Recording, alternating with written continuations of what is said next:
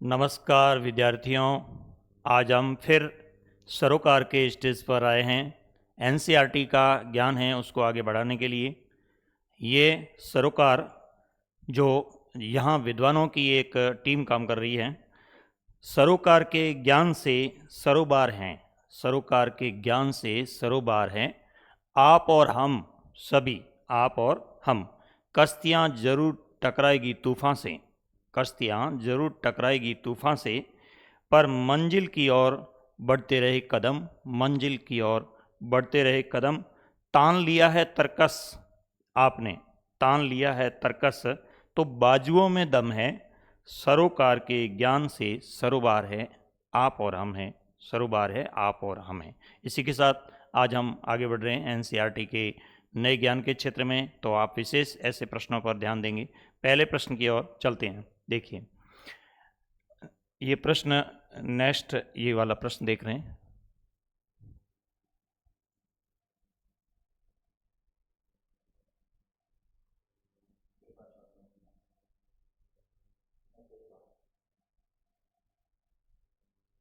हाँ, तो हम इस प्रश्न को देख रहे हैं। देखिए, हम हड़प्पा सभ्यता की बात कर रहे थे। किस काल अवधि में बौद्ध चीनी वृत्तांतों का अध्ययन कनिंघम ने सभ्यता के साक्ष्यों के रूप में किया? देखिए हुआ क्या था। भारतीय पुरातत्व के पिता, यानी जिस विभाग की हम बात कर रहे हैं उस विभाग का नाम है IASD, यानी इसका पूरा नाम है इंडियन आर्कियोलॉजी सर्वे डिपार्टमेंट, जिसको हम हिंदी में कहते हैं भारतीय पुरातात्विक विभाग।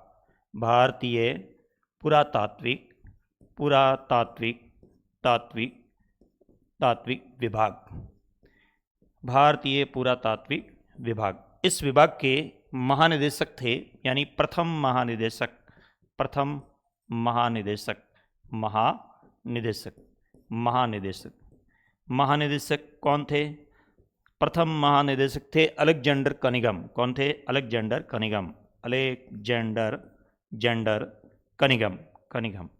तो जैसे ही ये काम कनिंघम को दिया, यानी कोलकाता में ब्रिटिश मुख्यालय था इस विभाग का, और कनिंघम को ये कार्य दिया कि आप इस क्षेत्र में उत्खनन का कार्य कीजिए। देखिए, कोई भी अगर आर्कियोलॉजिस्ट आता है, पुरातत्ववेत्ता आता है, पुरातत्ववेत्ता आता है, तो ये देखता है कि इससे पहले कनिंघम कहाँ कहाँ काम कर चुके थे। मिस्र की सभ्यता में, मेसोपोटामिया की सभ्यता में ये काम कर चुके थे।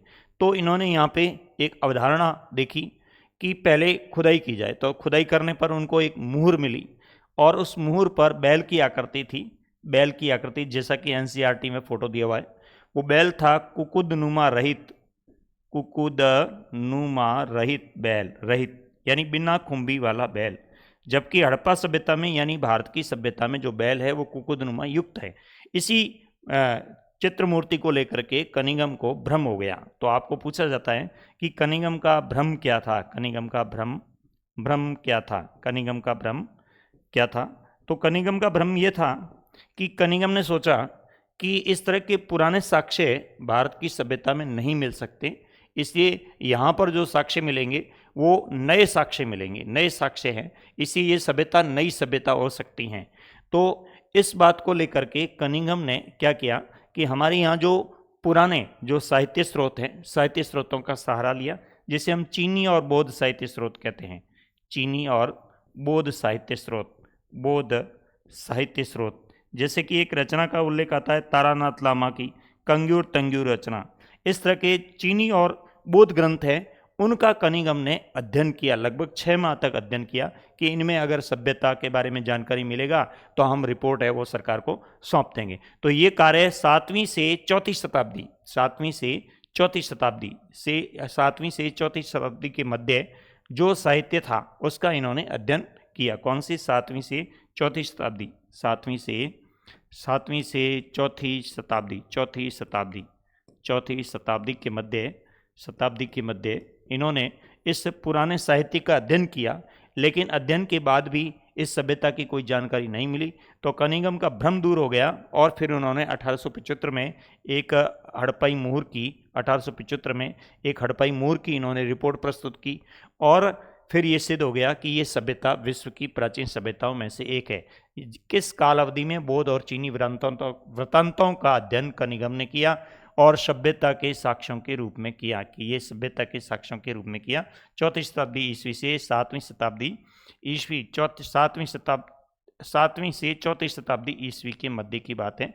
तो ऑप्शन सी सही है, सी राइट है। इसके मध्य इन्होंने पहले ये 6वीं शताब्दी से 4वीं शताब्दी का भी अध्ययन करवाया था, लेकिन वहाँ स्पष्टता नहीं हुई। स्पष्टता किसमें हुई? 7वीं से 4वीं शताब्दी ईस्वी के मध्य इन्होंने इसका अध्ययन करवाया। तो आगे देखते हैं नेक्स्ट प्रश्न की ओर।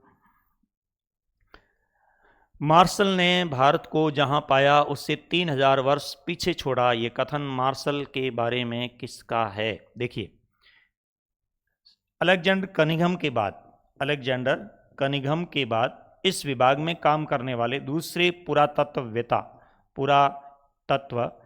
देखिए बीच में और भी कई पुरातत्ववेता आए थे, लेकिन वो कुछ स्थायी रहे, कुछ अस्थायी रहे।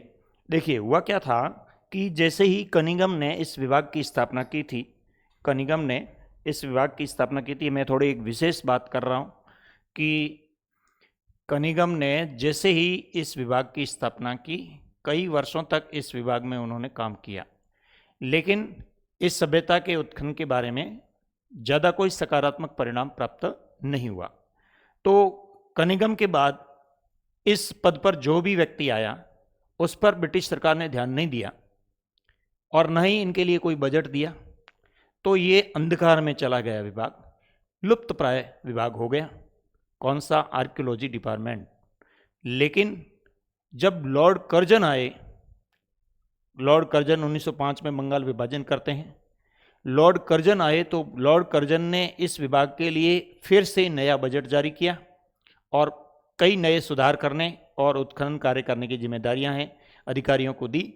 और इसी के निमित्त 1902 से 1926 तक इस विभाग के महानिदेशक के पद पर आते हैं सर जॉन मार्शल महोदय। और सर जॉन मार्शल महोदय के नेतृत्व में अधिकतर जो कार्य हुआ वो उनके नेतृत्व में उत्खनन का कार्य वो हुआ था। तो इसी के निमित्त हम देख रहे हैं। तो दूसरे जो प्रमुख पुरातत्ववेता थे वह सर जॉन मार्शल। क्या नाम है? Sir John martial. Sir John martial. Sir John martial ने जो अधिकतर कार्य करवाया, वो सिंधु नदी घाटी क्षेत्र में करवाया। कहाँ पे? सिंधु नदी घाटी क्षेत्र में। नदी घाटी क्षेत्र में कार्य करवाया और बहुत अधिक पुराने स्थल है वो खोजे, यानी जो पहले स्थल सामने थे उनसे अधिक पुराने स्थल खोज लिए। और सर जॉन मार्शल ने जो काम किया उस पर बुक्स लिखी थी। किसने? S.N. राव ने। S.N. राव ने एक बुक्स लिखी थी। बुक्स का नाम क्या है? The story of Indian archaeology. Story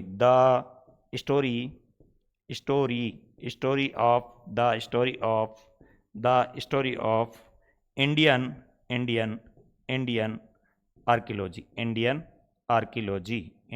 archaeology. The story of Indian archaeology books लिखी किसने? S.N. राव ने। और इस बुक्स में S.N. राव ने क्या उल्लेख किया? इस बुक में S.N. राव ने उल्लेख किया कि हमने जो पहले साक्ष्य थे वो कम पुराने थे और मार्शल ने जो साक्ष्य खोजे वो उससे अधिक पुराने हैं, यानी उससे 3000 वर्ष पीछे जो पुराने हैं। यानी हमारी सभ्यता विश्व की प्राचीनतम सभ्यता है। प्राचीनतम सभ्यता है या मेसोपोटामिया के समकालीन सभ्यता है, ये सिद्ध करने का काम किसने कर दिया? सर जॉन मार्शल ने कर दिया। इसलिए ये कथन कहा गया मार्शल ने भारत को जहाँ पाया था उससे 3000 वर्ष पीछे छोड़ दिया। किसने? मार्शल ने। यानी इतने पुराने जो साक्ष्य है वो इन्होंने खोज करके और पुरातात्विक स्रोतों की नए तरीके से शुरुआत की। ये बात लिख रहे हैं कौन? S.N. राव। कौन सी किताब में लिख रहे हैं? The story of Indian archaeology books में लिख रहे हैं। ये याद रखना है, राव हमेशा स्टोरियाँ लिखा करते हैं, राव स्टोरियाँ लिखते हैं, ये हमें ध्यान में रखना है। नेक्स्ट क्वेश्चन की ओर देखते हैं। भारत में कार्य करने वाले पेशेवर पुरातत्ववेता, सीधा सवाल है, ये ध्यान में रखना है, वेरी वेरी इंपॉर्टेंट सवाल है। पेशेवर पुरातत्ववेता कौन है? Sir John martial. कौन है? मार्शल। कैसे आर्कियोलॉजिस्ट है? पेशेवर पुरातत्ववेता। पेशेवर पुरातत्ववेता, ये ध्यान में रखना, वेरी वेरी इंपॉर्टेंट सवाल है, पूछा जाता है। पेशेवर क्या है? देखिए, कभी आप सुनते हैं क्रिकेट के मैच में कि ये पेशेवर खिलाड़ी है। पेशेवर खिलाड़ी का मतलब ये हुआ कि वो खिलाड़ी किसी एक विषय में महारत होता है और सामने वाली टीम जो है उसको बुक कर लेती, खरीद लेती है। यानी उसको राशि के बदले, कुल राशि के बदले खरीद लेती है और फिर टीम में उसको जिम्मेदारी दी जाती है। अब उस टीम में जो मैच होता है उस दौरान जो आय होती है वो लेने वाली कंपनी है, तो उस कंपनी को सारा पैसा मिलता है। तो इस तरह से पेशेवर खिलाड़ी होते हैं। उसी प्रकार ये आर्कियोलॉजिस्ट भी पेशेवर होते हैं, पुरातत्ववेत्ता भी पेशेवर होते हैं। यानी ये किसी भी सभ्यता में जाकर के काम करते हैं। उनको एक अनुबंध के आधार पर एक निश्चित बजट दिया जाता है और उसी के निमित्त ये लोग काम करते हैं। तो ऐसे ये पेशेवर पुरातत्ववेत्ता थे। कौन? Sir John martial. और कनिंघम भारतीय पुरातत्व के पिता हैं। और राव साहब, SN राव जो है वो बुक्स लिखते हैं, किस पर? मार्शल पर बुक्स लिखते हैं।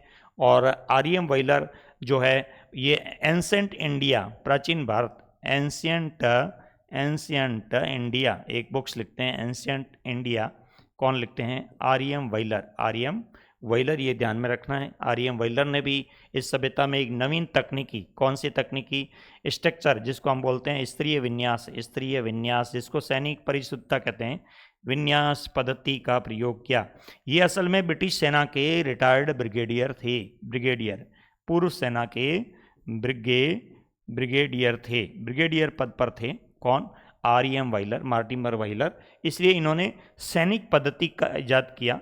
यानी सैनिक पद्धति के माध्यम से उत्खनन का कार्य है, कल हम बात कर चुके हैं इनके बारे में। इन्होंने इस तरह से, और 1944 में विस्तृत रूप से इन्होंने इस क्षेत्र पर कार्य किया। उस समय हमारे भारत और पाकिस्तान देश एक ही थे, तो सिंध क्षेत्र में, पाकिस्तान के क्षेत्र में भी इन्होंने बहुत अच्छे कार्य किए हैं। नेक्स्ट सवाल,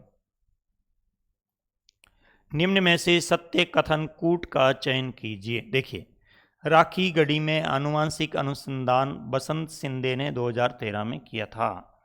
बसंत सिंधे ने 2013 में किया था। राखी गढ़ी की खुदाई की शुरुआत अमरेंद्र नाथ ने 1997 में की थी। देखिए, दो कथन हैं।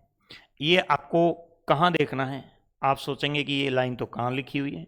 ये लाइन आपके जो कालक्रम है, पाठ का जो कालक्रम है, लास्ट में पाठ के अंत में कालक्रम दिया हुआ है, उस कालक्रम को देखना है, वहाँ पे ये बातें लिखी हुई हैं। तो राखी गढ़ी के अनुसंधान में बसंत सिंधे ने काम किया था और राखी गढ़ी की खुदाई की शुरुआत में अमरेंद्र नाथ की भी भूमिका रही है, दोनों की भूमिका रही है। तो ऑप्शन क्या है? दोनों है, फर्स्ट और सेकंड दोनों सही है। वो उस कालक्रम को भी देखना जरूरी है विद्यार्थियों, वहाँ से भी सवाल बनते हैं। राखी गढ़ी कहाँ है? हरियाणा में है, हरियाणा में है, हरियाणा में जहाँ अमरेंद्र नाथ ने कार्य किया था। राखी गढ़ी की खुदाई की शुरुआत अमरेंद्र नाथ ने की थी और उसके बाद में उस पर अनुसंधान का कार्य है जो बसंत सिंधे के माध्यम से किया गया था। और उसके बाद एक अमेरिकन और इटालवी दल आया था, उसने भी यहाँ लोथल में भी, राखी गढ़ी में भी काम किया था। और उसके बाद सर्वाधिक विशाल क्षेत्र वाला, सर्वाधिक विशाल क्षेत्र वाला, विशाल क्षेत्र वाला कौन है? क्षेत्र वाला इलाका कौन सा है? सर्वाधिक राखी गढ़ी है, हरियाणा के अंदर राखी गढ़ी। राखी गढ़ी की खास बात यह भी है कि ये किलेबंद युक्त नहीं है, यानी यहाँ पर इसके चारों तरफ रक्षा प्राचीर या किला या दुर्ग टीला जो है, किला नहीं है, किला जो है वो प्राचीर युक्त नहीं है, यानी इसके चारों तरफ प्राचीर नहीं है, ऐसा भी यहाँ उल्लेख मिलता है। देखिए नेक्स्ट सवाल की ओर, हड़प्पा की धार्मिक आस्थाओं की व्याख्या। देखिए, हड़प्पा के हम यदि धार्मिक जीवन की बात करें, धार्मिक जीवन इंपॉर्टेंट सवाल है। धार्मिक जीवन, तो धार्मिक जीवन में क्या क्या चीज़ें आती हैं वो हमें देखनी है। धार्मिक जीवन में क्या आता है? एक तो आता है प्रकृति पूजा, प्रकृति पूजा आता है, प्रकृति पूजा। दूसरा क्या आता है? आस्था के प्रतीक, आस्था के प्रतीक। दूसरा क्या है? धर्म के प्रतीक, धर्म के प्रतीक भी आते हैं। इसके अलावा और क्या आता है? और आता है अग्नि वेदिका।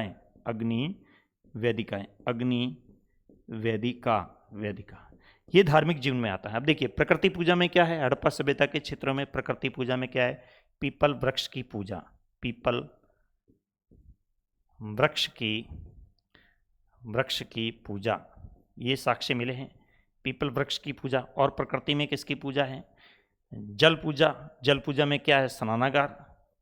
जो स्नानागार मिले हैं, समूह स्नानागार, वो धार्मिक आस्था के प्रतीक भी है कि लोग सामूहिक रूप से पवित्र स्नान करते थे, ऐसा माना जाता है। तो ये प्रकृति पूजा में आता है, यानी जल की भी पूजा हो रही है, वृक्षों की भी पूजा हो रही है, आज भी ये पूजा की जा रही है। आस्था के प्रतीक क्या है? यहाँ पर आस्था के प्रतीक क्या क्या माने गए हैं? जैसे आस्था के प्रतीक स्वास्तिक माना गया है। क्या माना गया है? स्वास्तिक। साख्या अपन बनाते हैं, स्वास्तिक जो बनाते हैं वो स्वास्तिक जो है हड़प्पा सभ्यता में यहाँ पर प्रतीक माना गया है। धर्म के प्रतीक क्या है? और एक है आद्य शिव। क्या नाम है? आद्य शिव। आद्य शिव कहते हैं जिसको हम आद्य शिव। आद्य शिव यानी इसको हम पशुपति नाथ के नाम से जानते हैं। आद्य शिव को हम किस नाम से जानेंगे? पशुपति नाथ।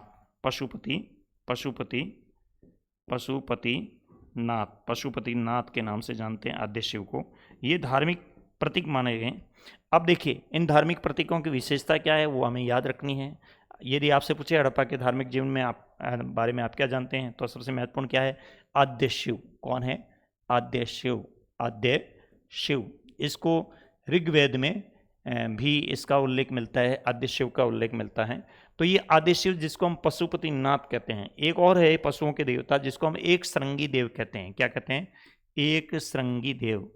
श्रृंगी देव। लेकिन ये जो आद्य शिव है, पशुपति नाथ है, इसकी एक अलग विशेषता है। क्या है? मैं आपको बता रहा हूँ। जैसे ये एक आकृति है, मुहर है, इसके ऊपर ये पशुपति नाथ जो विराजमान है, पशुपति नाथ इसके ऊपर जो विराजमान है वो योगासन मुद्रा में विराजमान है। ये आपस में ऐसे पालती मार के बैठे हुए जिसको योगासन मुद्रा कहते हैं। योगासन मुद्रा। कौन सी मुद्रा? योगासन मुद्रा। योगासन मुद्रा। योगासन मुद्रा जिसको हम सांभवी मुद्रा भी कहते हैं, जिनकी आधी आंखें खुली और आधी बंद है, जिसको सांभवी मुद्रा कहते हैं। फिर इनके चारों तरफ यहाँ पे गेंडा, भैंसा, हाथी, बाघ, चार पशुओं की आकृतियां हैं। यहाँ पे दो हरिण हैं, दो हरिण के चित्र हैं दो। तो यहाँ पे पशु कितने हो गए? पशु तो 6 हो गए, 6 पशु। लेकिन प्रजाति कितनी हो गई? 5 प्रजाति। 5 प्रजाति के 6 पशुओं का उल्लेख है। ये स्वाम्भवी मुद्रा में विराजमान है। यहाँ पर यहाँ एक लेख भी है। कुछ कहते हैं 6 पंक्तियां हैं, कुछ कहते हैं 7 पंक्तियां हैं। ये लेख भी खुदा हुआ है। तो इसको क्या कहा गया? आद्य शिव कहा गया। आपको बोर्ड परीक्षा में अलग से पूछ सकते हैं आद्य शिव क्या है, टिप्पणी लिखनी है।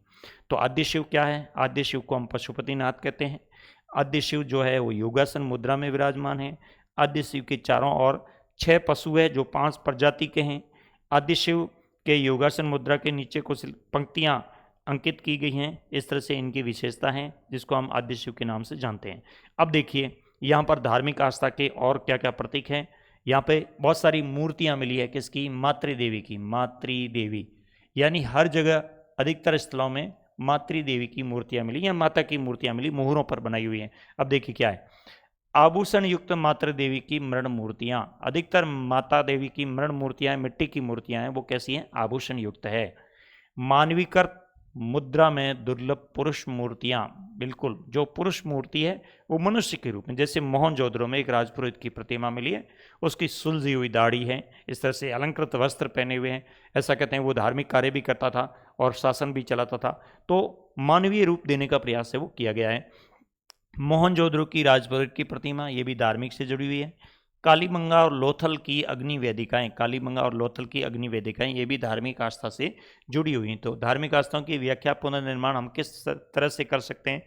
तो इन सभी साक्ष्यों के माध्यम से कर सकते हैं। हमारा ऑप्शन राइट कौन सा है? डी है। ये हड़प्पा सभ्यता के धार्मिक जीवन में बातें थी। आपको विशेष रूप से इन बातों को ध्यान में रखना है। नेक्स्ट, हड़प्पा के आद्य शिव की विशेषता है। सवाल आ गया, हड़प्पा के आद्य शिव की विशेषता है। देखिए, पालती मारकर योगासन मुद्रा में विराजमान है। बिल्कुल, जो आद्य शिव है वो आद्य शिव कैसे विराजमान है वो हम देख लेते हैं। आद्य शिव जो है कैसे विराजमान है वो हम देख लेते हैं। आद्य शिव जो है इस तरह से पालथी मार करके और इस तरह से विराजमान है। आद्य शिव जो है पालथी मार करके विराजमान है। और उसके बाद में ये आद्य शिव है वो योगासन मुद्रा में है। योगासन मुद्रा में है आद्य शिव, जिसको हम पशुपति नाथ के नाम से जानते हैं, पशुपति नाथ के नाम से हम उनको जानते हैं। तो आद्य शिव योगासन मुद्रा में विराजमान है, पालती मार के विराजमान है। ये आद्य शिव है, आद्य शिव की इसके चारों तरफ यहाँ पे क्या है, यहाँ पे जो पशु है उसमें मूल रूप से कौन सा है, गेंडा पशु है। कौन सा, गेंडा पशु है। और यहाँ पर एक भैंसा है, भैंसा भी कहते हैं, भैंसा, एक भैंसा है, उसकी आकृति बनी हुई है। और यहाँ पर एक पशु है यहाँ पे, हाथी की आकृति बनी हुई है। कौन सा पशु है, हाथी। ये हाथी की आकृति यहाँ पे बनी हुई है। इस तरह से इनके पास मूल हाथी और यहाँ पे बाघ की आकृति है, बाघ की आकृति है। तो इस तरह से यहाँ पे जो कुल 4, और इधर क्या है, इधर जो है वो दो हरिण की आकृतियाँ बनी हुई है, 2 हरिण की आकृतियाँ बनी हुई है। और यहाँ पे एक कुछ इस तरह से अक्षरों वाले इस तरह से एक लेख खुदा है। तो देखिए ये जो आकृति है पूर्ण रूप से ये किसकी है, ये है आद्य शिव, आद्य शिव, आद्य शिव, आद्य शिव की आकृति है। कितने पशु हैं, 1 2 3 4 5 6 पशु है। कितने हैं, 6 पशु है। और प्रजाति कितनी है, 5 प्रजाति। कितनी, 5 प्रजाति है, प्रजाति है। विशेष रूप से ध्यान में रखना है, कई परीक्षाओं में ये पूछा गया है। देखिए पालती मारकर योगासन मुद्रा में विराजमान है, बिल्कुल पालती मारकर बैठे हुए हैं। कौन, पशुपतिनाथ आद्य शिव। सिर पर सींग युक्त पशु की आकृति, यहाँ ये भी ध्यान में रखना है, इनके सिर पर सींग युक्त पशु की आकृति बनी हुई है, इसलिए इसको हम पशुपतिनाथ के नाम से जानते हैं। इसके सिर पर सींग बने हुए हैं। दाईं ओर हाथी और बाघ है। दाईं ओर क्या है, हाथी और बाघ। देखिए दाईं ओर हाथी और बाघ है, दाईं ओर हाथी और बाघ है। तथा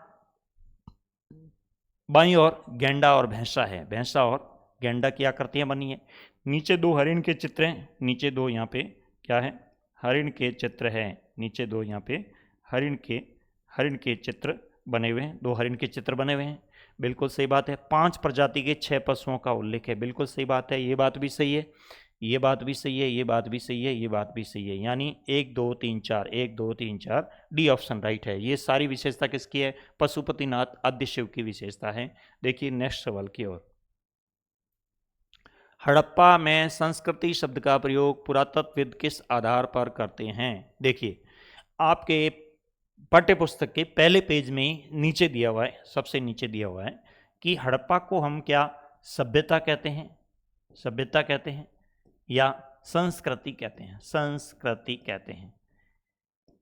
देखिए यहाँ थोड़ा दोनों में अंतर समझना बहुत जरूरी है विद्यार्थियों। सभ्यता अस्थायी है, सभ्यता परिवर्तनशील है, समय के साथ सभ्यता के हर चीज़ बदलती रहती हैं। जबकि संस्कृति की बहुत सारी विशेषताएं हैं, वो कैसी है, सनातन है।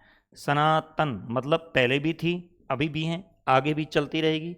तो इस हड़प्पा सभ्यता है, इसकी कुछ विशेषताएं सनातन है। क्या है विशेषताएं, विशेषताएं कैसी हैं, सनातन है। विशेषताएं जो है कैसी हैं, सनातन है। कैसे हैं, जैसे पीपल की पूजा पहले भी कर रहे थे, आज भी कर रहे हैं, आगे भी पीपल की पूजा चलती रहेगी। वृक्ष पूजा बिल्कुल, नाग की पूजा बिल्कुल, प्रकृति की पूजा, स्वास्थ्य का प्रयोग या फिर मृद भांडों का प्रयोग, कुछ इस तरह के अस्थियों के प्रतीक है उनका प्रयोग। यानी जितनी भी यहाँ वस्तुएं हैं वो विशिष्ट शैली की बनी हैं। कैसी वस्तुएं बनी हैं, विशिष्ट शैली की वस्तुएं बनी हैं, उनका उपयोग करते हैं। और दूसरा सामान्य श्रेणी की वस्तुएं हैं जिनका हम दैनिक रूप में उपयोग करते हैं, पहले भी करते थे, आज भी करते हैं। तो इस तरह की विशेषता को क्या बोलते हैं, सनातन विशेषता। तो हड़प्पा में संस्कृति शब्द का प्रयोग पुरातत्वविद किस आधार पर करते हैं, वस्तुओं की विशिष्ट शैली के आधार पर करते हैं, बिल्कुल सही बात है। एक विशेष भौगोलिक क्षेत्र के आधार पर करते हैं, नहीं ऐसा नहीं है। विशेष कालखंड के आधार पर करते हैं, ऐसा नहीं है। कालखंड में विभाजित कर, फिर भी थोड़ा बहुत कालखंड में हम बांट सकते हैं। तो अगर हम कालखंड में बांट सकते हैं या फिर एक विशिष्ट भौगोलिक क्षेत्र में इस संस्कृति शब्द का प्रयोग करते हैं, किसके रूप में करते हैं, तो देखिए इसमें विशेष रूप से कालखंड भी हम बांट सकते हैं। जैसे प्राक हड़प्पा, विकसित हड़प्पा, उत्तर हड़प्पा, तीनों ही कालखंडों में विशेषताएं कैसी है, सनातन विशेषताएं, ध्यान रखना है। तीनों ही कालखंडों में प्रयुक्त वस्तुओं की सनातन विशेषताएं हैं। बिल्कुल सही है। एक विशेष भौगोलिक क्षेत्र है, एक विशेष भौगोलिक क्षेत्र है क्या? हाँ, एक विशेष भौगोलिक क्षेत्र भी है। विशेष भौगोलिक क्षेत्र कौन सा है? सिंधु नदी घाटी क्षेत्र। तीनों संस्कृतियां यहाँ विकसित हुई है, यानी तीनों सभ्यता काल यहाँ पे रहा है, इसलिए स्थायी होने के कारण इसको क्या कहा गया है? संस्कृति कहा गया है। तो ये तीनों ही, फर्स्ट सेकंड थर्ड तीनों ही ऑप्शन राइट है। नेक्स्ट क्वेश्चन देखिए,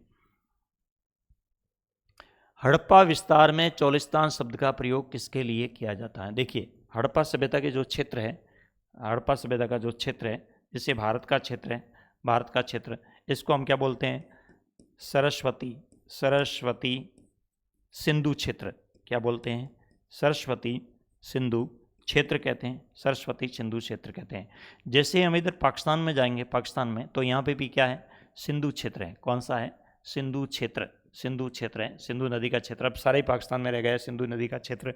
इससे आगे पाकिस्तान और बलूचिस्तान के बीच का, यहाँ पे बलूचिस्तान पड़ता है, बलूचिस्तान, इसके बीच का यहाँ पे इलाका है जो रेगिस्तानी इलाका है। जैसे अपने यहाँ का रेगिस्तानी इलाका है, ये अपने यहाँ का रेगिस्तानी इलाका जिसको हम क्या कहते हैं? थार का मरुस्थल, थार का मरुस्थल, मरुस्थल। और जिसमें पाकिस्तान से लगता हुआ है उसको हम क्या कहते हैं? ग्रेट डेजर्ट, यानी महामरुस्थल के नाम से जानते हैं। इससे आगे यदि हम पाकिस्तान में जाते हैं तो पाकिस्तान के रेगिस्तान का नाम क्या है? चोलिस्तान, चोलिस्तान। पाकिस्तान के रेगिस्तान का नाम क्या है? चोलिस्तान, याद रखना है, चोलिस्तान। देखिए, इस चोलिस्तान में जमीन में जब खुदाई की गई तो यहाँ दबी हुई नहरें मिली, नहरें मिली, नहरों के साक्ष्य, किसके साक्ष्य? नहरों के साक्ष्य मिले। नहरों के साक्ष्य कहाँ मिले? नहरों के साक्ष्य पाकिस्तान के रेगिस्तान चोलिस्तान में मिले। अब देखिए, चोलिस्तान शब्द किसके लिए प्रयोग है? कच्छ क्षेत्र के लिए क्या? बिल्कुल नहीं है। थार से लगे हुए पाकिस्तान रेगिस्तान के लिए क्या? हाँ बिल्कुल, थार से लगे हुए पाकिस्तान के रेगिस्तान के लिए इस शब्द का प्रयोग होता है। जम्मू कश्मीर हड़प्पा स्थल नहीं, जम्मू कश्मीर में हड़प्पा स्थल, जम्मू कश्मीर में जो हड़प्पा स्थल है, जो है सबसे उत्तर का स्थल है, जिसको हम माडा के नाम से जानते हैं, माडा, जम्मू कश्मीर में। कल आपको बताया था, जम्मू कश्मीर में, जम्मू कश्मीर में ये क्षेत्र है माडा, चिनाब नदी के किनारे। कौन सी नदी? चिनाब नदी के किनारे, जो सभ्यता का सबसे उत्तरी क्षेत्र माना जाता है। इससे ऊपर गुफा करालो, बुर्जहोम, दो स्थल है, लेकिन वो थोड़े से पहले ही पाषाण कालखंड में चले जाते हैं, इस कालखंड में नहीं आते हैं। तो इसके बाद का जो स्थल है माडा, वो हड़प्पा सभ्यता के क्षेत्र में आता है। सिंध के हड़प्पा स्थल नहीं, ये भी नहीं। तो ऑप्शन राइट कौन सा हो गया? दूसरा। क्या है? भारत के रेगिस्तान से लगता हुआ पाकिस्तान का रेगिस्तान है, जिसको चोलिस्तान के नाम से जानते हैं। नेक्स्ट, कौन सा कथन हड़प्पा सभ्यता के संबंध में असत्य है? गलत कथन कौन सा है हड़प्पा के बारे में? अब गलत कथन किस मामले में है? संपूर्ण सामाजिक धार्मिक जीवन, सामाजिक, सामाजिक और धार्मिक जीवन के बारे में क्या है? देखिए, पहला कथन है, ईंटों को जोड़ने के लिए जिस्म के गारे का प्रयोग किया गया था। ईंटों को जोड़ने के लिए जिस्म के गारे का प्रयोग किया गया था। बिल्कुल, ये बात उल्लेख की गई है, हम पीछे बात भी कर चुके हैं। किस में बात कर चुके हैं? जो समूह स्नानागार है। कौन सा? समूह स्नानागार, स्नानागार बना हुआ है, उसमें इस तरह का प्रयोग देखने को मिलता है। समाधान सामाजिक भिन्नता दर्शाते हैं, ये भी बात बिल्कुल सही है। हड़प्पा सभ्यता का जो समाधान है वो क्या है? अलग अलग सामाजिक भिन्नता को दर्शाता है। क्या? समाधान के आभूषण पारलौकिक जीवन में विश्वास करते हैं, बिल्कुल पुनर्जन्म में विश्वास करते हैं, ये भी महत्वपूर्ण है। धार्मिक जीवन में पुनर्जन्म, पुनर्जन्म में विश्वास करते हैं। एक और परंपरा है जिसको शमन की परंपरा कहते हैं। हड़प्पा सभ्यता में शमन क्या है? एक ताबीज है, ताबीज है, ताबीज, ताबीज। ये क्यों धारण करते हैं? बाहरी ताकतें, तांत्रिक, तांत्रिक शक्तियों से बचाव के लिए, तांत्रिक शक्तियों के बचाव के लिए, बचाव के लिए, बचने के लिए किसका प्रयोग करते हैं? समन का प्रयोग करते हैं। ये समन एक ताबीज है, ये भी ध्यान में रखना है। हड़प्पा सभ्यता के लोग पुनर्जन्म में विश्वास करते हैं, इसलिए शव दफनाए जाते थे तो आभूषण युक्त दफनाए जाते थे। कुछ बर्तन भी इनके साथ रखे जाते थे। कहीं कहीं खुदाई में कुत्ते की हड्डियां भी मिली है, बकरे की हड्डियां भी मिली है। इसका मतलब ये बहुत सारी वस्तुओं में विश्वास करते थे। हड़प्पा के मृतकों के साथ बहुमूल्य वस्तुएं दफनाई, बिल्कुल गलत बात है, ये बात असत्य है। ये मैं पहले भी बता चुका हूँ कि जहाँ जहाँ राजकीय स्वादान हुए, जैसे मिस्र की सभ्यता में, मेसोपोटामिया की सभ्यता में, वहाँ पर कीमती बहुमूल्य वस्तुएं साथ में दफनाई जाती थी। हड़प्पा में खुदाई में अधिकतर क्षेत्रों में कहीं पर भी बहुमूल्य वस्तुएं प्राप्त नहीं हुई है। ये कथन गलत है, बाकी सारे कथन है वो सही है। स्वादान में सामाजिक भिन्नता है, आभूषण युक्त दफनाते हैं, ईंटों में जिप्सम गारे का प्रयोग किया जाता है, ये सारी बातें सही है। नेक्स्ट, हड़प्पा सभ्यता का अंतर्राष्ट्रीय महत्व 1980 के दशक में स्पष्ट होने लगा, जिसके संबंध में देखिए हड़प्पा सभ्यता का महत्व है वो अंतर्राष्ट्रीय स्तर पर महत्व हो गया। क्यों हो गया? क्योंकि पहली बार इसका ध्यान जाता है किसका? यूनेस्को। यूनेस्को एक संस्था है जिसका नाम क्या है? यूनेस्को। यूनेस्को ये संस्था काम करती है, संस्था है यूनाइटेड नेशंस ऑफ, ये साइंटिफिक मतलब वैज्ञानिक, कल्चरल मतलब सांस्कृतिक ऑर्गेनाइजेशन संगठन, यानी वैज्ञानिक सांस्कृतिक संगठन है ये। इस संगठन का कार्य क्या है? विश्व भर में लुप्त प्राय प्रकृति की कोई भी लुप्त प्राय वस्तु है चाहे स्थल है उनका संरक्षण करना, यानी उनके लिए वहाँ एक अध्ययन दल टीम भेज दें, वहाँ पर अध्ययन करते हैं कि वास्तव में ये लुप्त प्राय है और इनका संरक्षण आवश्यक है। इसके लिए उन्हें अलग से बजट जारी किया जाता है, फिर उनका सुधार कार्य, म्यूजियम बनाना, ये सारा काम होता है। तो पहली बार हड़प्पा सभ्यता पर अंतर्राष्ट्रीय महत्व कब हुआ? 1980 के दशक में हुआ। अब कैसे हुआ देखिए, माधव स्वरूप वत्स द्वारा उत्खनन का कार्य प्रारंभ करने से हड़प्पा सभ्यता के उत्खनन में, ये भी आपके कालक्रम में दे रखा है, माधव स्वरूप वत्स की भूमिका रहती है महत्वपूर्ण। विशेष रूप से कालीबंगा में जो अमलानंद घोष हैं उनके साथ माधव स्वरूप वत्स भी काम करते हैं। एस.आर. राव के द्वारा लोथल के उत्खनन के बाद एस.आर. राव लोथल में उत्खनन का कार्य करते हैं, बिल्कुल ये भी बात सही है। जर्मन इतालवी दल मोहनजोदड़ो का अन्वेषण कार्य प्रारंभ करता है, बिल्कुल जर्मन और इतालवी दल आता है और वो मोहनजोदड़ो के उत्खनन का कार्य करता है। उसके बाद हैं विशेष रूप से अमेरिकी दल द्वारा हड़प्पा का उत्खनन कार्य, बिल्कुल अमेरिकी दल भी आता है हड़प्पा क्षेत्र का उत्खनन करने के लिए अमेरिकी दल भी आता है। तो ये कह रहे हैं कि कौन सी बातें ऐसी है जो इस सत्यता को सबसे अधिक दर्शा रही है? अंतर्राष्ट्रीय महत्व। देखिए इन्होंने काम किया तो ये राष्ट्रीय महत्व है, इन्होंने काम किया तो ये राष्ट्रीय महत्व है, ये दो राष्ट्रीय महत्व है। तो थर्ड और फोर्थ जो है ये आपका ऑप्शन राइट है, सी ऑप्शन राइट है। अंतर्राष्ट्रीय महत्व कब होता है? जब ये अंतर्राष्ट्रीय महत्व में यूनेस्को का दल आता है, और यूनेस्को के दो दल आते हैं यहाँ पे। एक दल आता है जर्मन इतालवी विद्वानों का दल आता है मोहनजोदड़ो के क्षेत्र में, एक अमेरिकी दल आता है जो हड़प्पा क्षेत्र में आता है, उत्खनन के कार्य उनकी जांच अध्ययन के लिए आता है।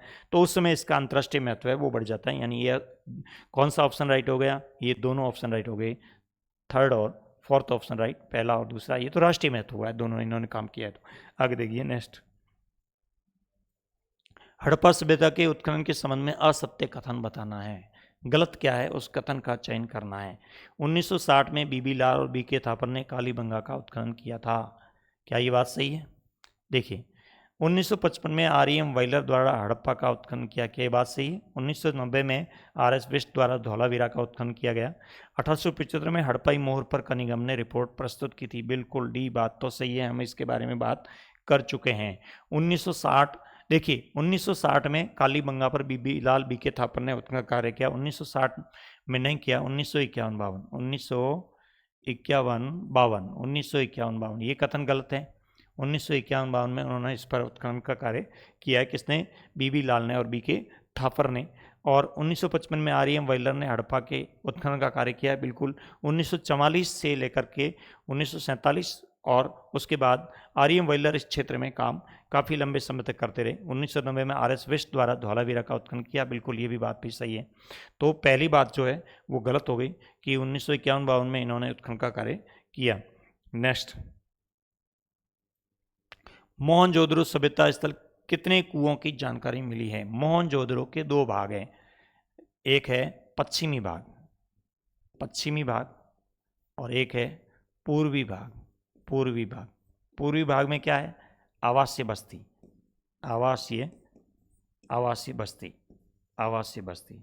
और पश्चिमी भाग में क्या है? दुर्ग टीला। इस दुर्ग टीले में क्या है? महाविद्यालय भवन है। और क्या है? स्नानागार है। और क्या है? माल गोदाम बना हुआ है।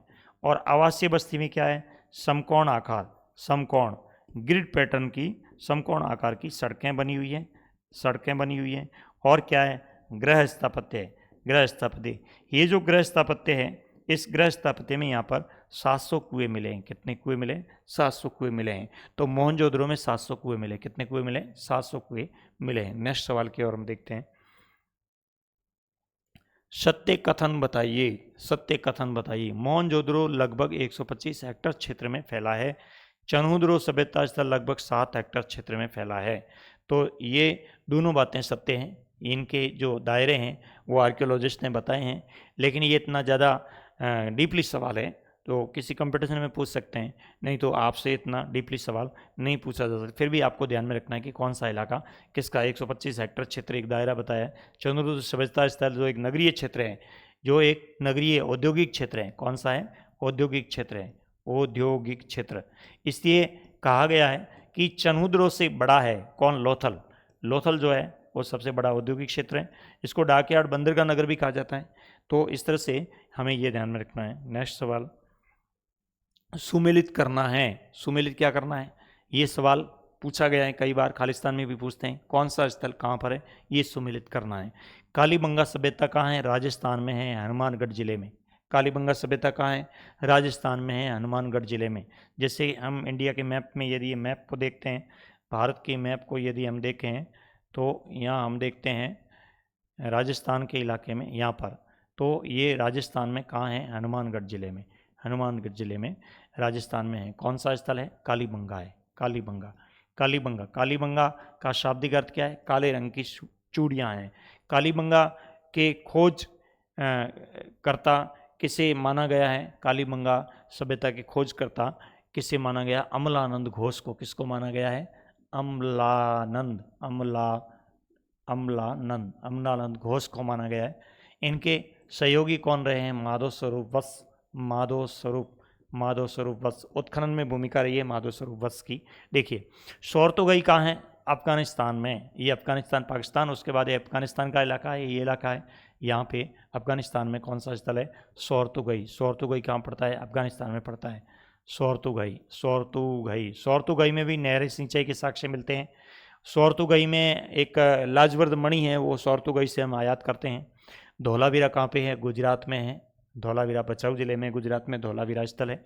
बनावली कहाँ पे है? बनावली हरियाणा में है। अब देख लीजिए, कालीबंगा फर्स्ट में क्या है? थर्ड है। थर्ड कहाँ है? थर्ड है इसमें, इसमें भी थर्ड है। इसका मतलब ये ऑप्शन नहीं है, ये ऑप्शन नहीं है। हमेशा ऑप्शन में करते समय इस तरह से रखें ताकि 2 ऑप्शन चले गए अपने पास, ये भी चला गया, ये भी चला गया, 2 रहे। देखिए, फिर सोरतुगई क्या है? सोरतुगई है फोर्थ अफगानिस्तान। फोर्थ किस में है? देखिए, इसमें फोर्थ है क्या? इसमें फोर्थ है, इसमें फोर्थ है, इसमें फोर्थ है, दोनों में फोर्थ है। इसका मतलब ये दोनों ऑप्शन अभी भी अपने बराबर चलते जा रहे हैं। फिर देखिए, धौलावीरा कहाँ है? सेकंड में, गुजरात में है। अब देखिए, ये सेकंड यहाँ पे क्या सेकंड है? नहीं, फर्स्ट है। इसका मतलब ऑप्शन राइट क्या हो गया? बी राइट हो गया। हमेशा ऑप्शन में सवाल करते हैं तो इस तरह से उसको सॉल्व करना चाहिए। देखिए आगे, the story of Indian archaeology books का नाम है। The story of Indian archaeology किसकी? एस.एन. राव की। क्या है? The story of Indian archaeology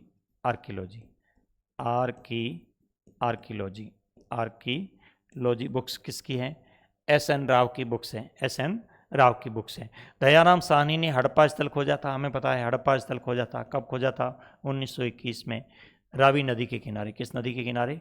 Ravi नदी के किनारे स्थल खोजा था। राखलदास बनर्जी ने 1922 में मोहनजोदड़ो की खोज की थी। 1922 में किसकी? मोहनजोदड़ो की। मोहनजोदड़ो की। रोमिला थापरतो क्या है? आधुनिक इतिहासकार है जिन्होंने मौर्य वंश के बारे में विस्तृत अध्ययन किया, मौर्य वंश के बारे में, और दिल्ली विश्वविद्यालय में इन्होंने अध्यापन का कार्य करवाया। रोमिला थापर जाने माने इतिहासकार रहे। नेक्स्ट सवाल, हड़प्पा सभ्यता के शहरी योजना के संदर्भ में निम्नलिखित कथनों पर विचार कीजिए। हड़प्पा सभ्यता के शहरी योजना के बारे में निम्नलिखित कथनों पर विचार कीजिए। बहुत ही महत्वपूर्ण सवाल है। देखिए, हड़प्पा सभ्यता वाले क्या करते थे? जैसे मान लीजिए ये इलाका है, इस इलाके में सबसे पहले नियोजित करते थे। क्या करते थे? नियोजन करते थे। नियोजन में क्या होता है?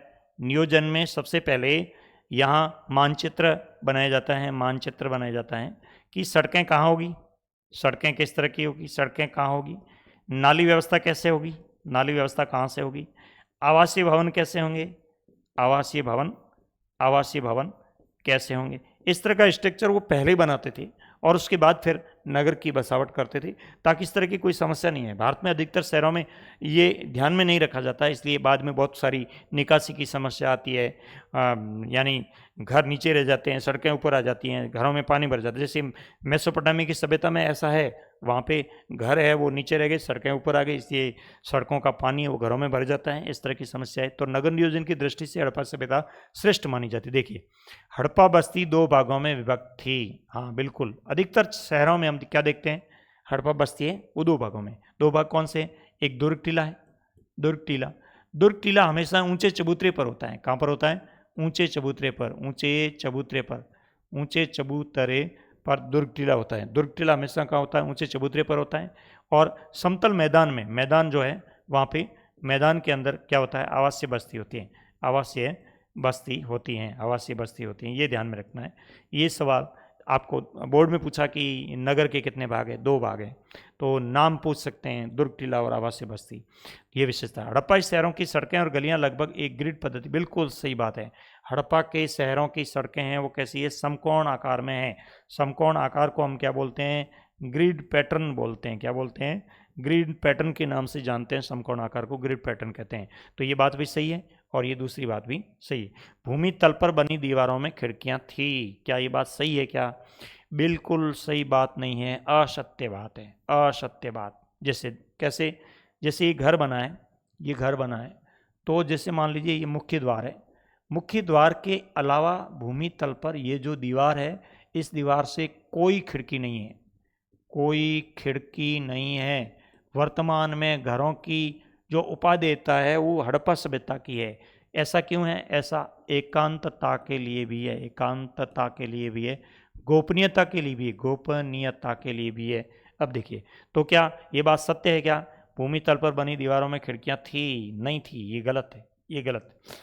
विशाल स्नानागार मोहनजोदड़ो के वर्गाकार टैंक था, बिल्कुल सही बात है। विशाल स्नानागार है वो मोहनजोदड़ो में मिले, उनके बीच में एक कुंड बना है जिसके अंदर 6 सीढ़ियाँ हैं, कहीं कहीं 8 सीढ़ियाँ, ऐसा उल्लेख भी मिलता है। तो एक विशाल स्नानागार है और वर्गाकार पानी का टैंक भी बना हुआ, ये बात सही है, ये बिल्कुल सही है। जल निकासी की व्यवस्था छोटी और अनियोजित थी, गलत बात, बिल्कुल। जल निकासी की व्यवस्था बड़ी थी और नियोजित थी, अनियोजित नहीं थी, नियोजित थी, ये बात गलत है। निम्नलिखित में से कौन सा कूट सही है? चयन कीजिए, सही कूट कौन सा है उसका हमें चयन करना। देखिए, पहला कूट सही है क्या? पहला कूट सही है, बिल्कुल पहला सही है। दूसरा सही है क्या? दूसरा सही है। और भी सही है क्या? चौथा, चौथा भी सही है।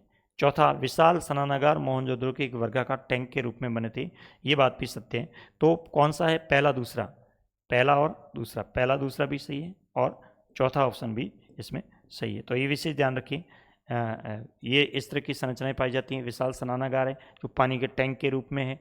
जल निकासी व्यवस्था छोटी, छोटी नहीं है, जल निकासी व्यवस्था बड़ी है। अनियोजित नहीं है, नियोजित है, पहले से पूर्व निर्धारित होती है। हड़प्पाई शहरों की सड़कें गलियां एक ग्रिड पद्धति में बनी है, बिल्कुल सही बनी है। हड़प्पाई बस्ती 2 भागों में बिल्कुल विभाजित है। तो इन बातों का ध्यान रखेंगे नगर नियोजन के बारे में। नेक्स्ट सवाल, सुमेलित कीजिए। देखिए, अब हमें क्या देखना है? बुक्स और राइटर, ये हमें देखना है। अब देखिए कौन सी पुस्तक किसके द्वारा लिखी गई है। तो अब देखिए, sir John Marshall, R M. Wheeler, G F. Dales, Raymond L Bridges. देखिए, द मिथिकल और मैसेकर, बुक्स का नाम क्या है? द मिथिकल और मैसेकर। ये किसकी है? ये जी.एफ. डेल्स महोदय की है। किसकी है? जी.एफ. डेल्स महोदय की है। उसके बाद है Mohenjodaro and the civilisation, Indus civilisation, Mohenjodaro and the Mohenjodaro and the Indus civilisation, Mohenjodaro and the Indus civilisation. ये बुक किसके? सर जॉन मार्शल की है। किसके? सर जॉन मार्शल की है। हड़प्पा 1946 इंडियंस, देखिए ये बुक्स किसकी है? आर.एम. वाइलर की, सीधी बात है, क्योंकि आर.एम. वाइलर इस समय काम कर रहे थे। आर.एम. वाइलर की ये बुक्स है। फिर है ओरिजिन ऑफ सिविलाइजेशन, सभ्यताओं की उत्पत्ति, ये बुक्स किसकी है? रेमंड एंड ब्रिजेस की है। किसकी है? रेमंड एंड ब्रिजेस की, बहुत महत्वपूर्ण है। अब देखिए, पहले में क्या है? पहले में फोर्थ है। पहले में क्या है? पहले में फोर्थ ऑप्शन है, दूसरे में फोर्थ है नहीं, सीधी सी बात है, सीधा उत्तर मिल गया। लेकिन फिर भी देख लीजिए, आर.एम. वाइलर थर्ड है। आर.एम. वाइलर किस में है? थर्ड है। आर्यन थर्ड है, बिल्कुल सही बात है। उसके बाद है जॉन मार्शल फर्स्ट है, जॉन मार्शल फर्स्ट है। जीएफ डेल्समोथे सेकंड है, जीएफ डेल्समोथे सेकंड है। तो ऑप्शन राइट कौन सा हो गया? ऑप्शन राइट डी हो गया। ध्यान रखिए, बहुत महत्वपूर्ण पुस्तकें हैं, ये हमें ध्यान में रखना है। सर जॉन मार्शल की पुस्तक का नाम क्या है? Mohenjodaro and the Indus civilisation. यहाँ पे लिख देता हूँ, मोहनजोदड़ो एंड द इंडस सिंधु को कहते हैं। इंडस का मतलब होता है सिंधु। इंडस सिविलाइजेशन माने सभ्यता, सिविलाइजेशन माने सभ्यता होता है, सिविलाइजेशन सभ्यता। ये सर जॉन मार्शल की है। जीएफ डेल्स महोदय ऐसे थे जिन्होंने माना कि सभ्यता का पतन है वो अग्निकांड से हुआ होगा, या कोई प्राकृतिक ऐसी आपदा, गाज जिसको कहा गया, अचानक कोई ऐसी अग्नि गोला फटा और इससे सभ्यता का पतन हुआ, ऐसा जीएफ डेल्स महोदय मानते हैं।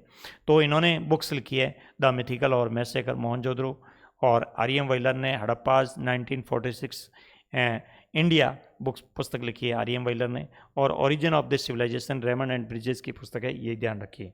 नेक्स्ट सवाल, मिट्टी के बने हल्के प्रतिरूप, देखिए साक्ष्य, ध्यान रखिए, साक्ष्य और स्थल, ये हमें ध्यान में रखना है।